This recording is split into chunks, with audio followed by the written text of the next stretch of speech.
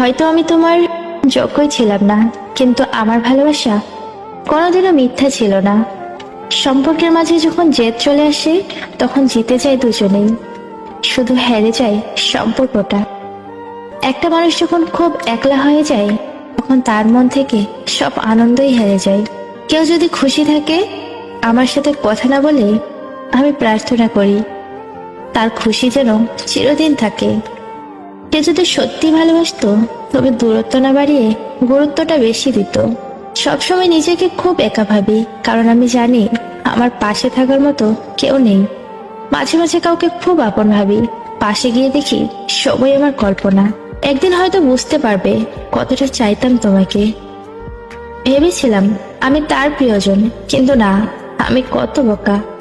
আমি বুঝতেই পারিনি আমি তার ছিলাম শুধুই প্রয়োজন।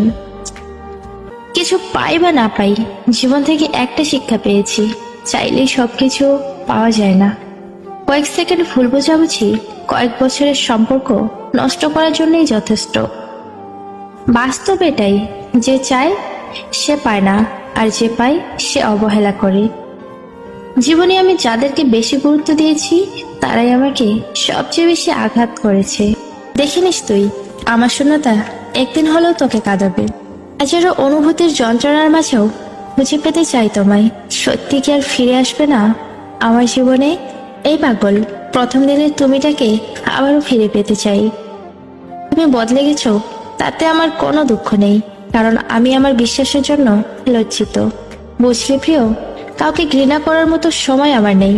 হয় প্রচন্ডভাবে ভালোবাসবো, আর না হয় চুপচাপ সরে যাব।